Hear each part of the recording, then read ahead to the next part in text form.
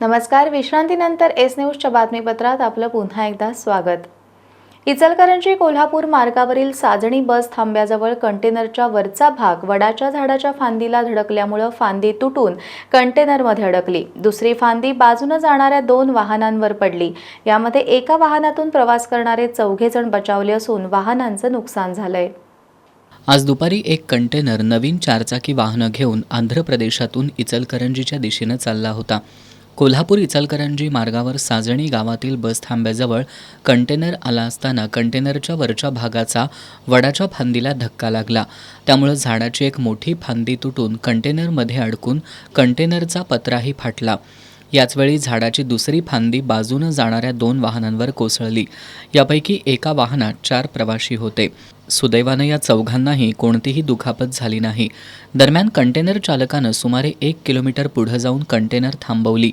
या अपघातामुळे वाहतुकीची मोठी कोंडी झाली होती. अपघाताची माहिती मिळताच साजणी गावातील जेसीबी चालक सतीश पाटील यांनी पुढाकार घेत जेसीबी घेऊन झाडाच्या फांद्या हटवण्याचं काम सुरू केलं. यावेळी साजणीचे सरपंच शिवाजी पाटील, पोलीस पाटील झाकीर फरास, विनोद कुंभोजे, सुनील पाटील, विनायक पाटील, माजी सरपंच दिनकर कांबळे, अनमोल कदम, तंटामुक्त गाव समितीचे माजी अध्यक्ष सयाजी पाटील यांच्यासह ग्रामस्थांनी वाहतूक सुरळीत करण्यासाठी अथक प्रयत्न केले.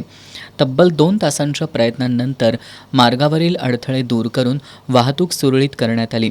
सरपंच शिवाजी पाटील यांनी असे अपघात टाळण्यासाठी वाहतुकीला अडथळा ठरणाऱ्या फांद्या हटवाव्यात यासाठी वारंवार पाठपुरावा करून सुद्धा सार्वजनिक बांधकाम विभाग त्याकडे दुर्लक्ष करत असल्याचा आरोप केला. या ठिकाणी हा राज्यमार्ग 200 कोल्हापूरला जाणारा रस्ता, या रस्त्यावरती बऱ्याच ठिकाणी वडाची झाडं आहे आणि या झाडाला वारंवार येणा जाणारी जी ओव्हरलोडची वाहनं असतात या वाहनं घासून बऱ्याच वेळेला फांद्या मोडून अपघात झालेले आहेत. आज देखील या ठिकाणी सकाळी एक मालवाहू ट्रक या ठिकाणी जात असताना त्या ट्रकाचा वरचा जो टॉपचा भाग आहे त्या ठिकाणी अडकल्यामुळे या ठिकाणी फांदी मोडलेली आहे आणि जवळपास 2-2.5 तास झालं या ठिकाणी वाहतुकीचा खोळंबा झाला आहे. साजणी ग्रामपंचायतच्या माध्यमातून बऱ्याच वेळेला पत्रव्यवहार केलेला आहे की या ठिकाणी अनावश्यक जे फांद्या वाढलेल्या आहेत वृक्ष तोडू नये या मताची आम्ही सहमत आहे. परंतु ज्या फांद्या वाढलेल्या आहेत त्या फांद्या तोडून घेण्याच्या सूचना आम्ही दिलेल्या आहेत.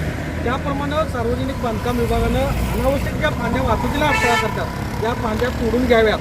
अन्यथा या ठिकाणी आज देखील या ठिकाणी जीवितहानी होता वाचलेले आहे. भविष्यामध्ये असे अपघात होऊ नयेत आणि वाहतुकीला खोळंबा होऊ नये ही आमची सर्व ग्रामस्थांची या ठिकाणी मागणी आहे. आणि गेल्या वेळेला देखील या ठिकाणी अण्णाप्रसादच्या दारामध्ये असाच एक वृक्ष म्हटलेला होता. तो वृक्ष ग्रामपंचायतच्या माध्यमातून या ठिकाणी स्वखर्चाने ग्रामपंचायतनं तोडून घेतलेला आहे. सार्वजनिक बांधकाम विभागाचं अंशतः दुर्लक्ष रस्त्यावर आहे आणि या माध्यमातून विनंती आहे की त्यांनी ज्या अनावश्यक फांद्या वाढलेल्या त्या फांद्या ताबडतोब तोडून घ्याव्यात ही विनंती आहे. धन्यवाद. दरम्यान या अपघाताचं वार्तांकन करणाऱ्या पत्रकारांना कंटेनरमधून ज्या किया कंपनीच्या 4चाकींची वाहतूक होत होती त्या कंपनीशी संबंधित लोकांनी रोखण्याचा प्रयत्न केल्यानं आश्चर्य व्यक्त होत होतं. हातकणंगले पोलीस ठाण्याचे अमर कदम आणि अक्षय चव्हाण यांनी अपघाताच्या ठिकाणी दाखल होत पंचनामा केला. या विचित्र अपघातात कोणतीही जीवितहानी झाली नसली तरी 2 वाहनांचं नुकसान झालं असून अपघातामुळे इचलकरंजी कोल्हापूर मार्गावरील वाहतूक बराच काळ विस्कळीत झाली होती. सार्वजनिक बांधकाम विभागानं अशा अपघातांची पुनरावृत्ती टाळण्यासाठी वाहतुकीला अडथळा ठरणाऱ्या फांद्या हटवण्याबाबत कार्यवाही करण्याची गरज आहे.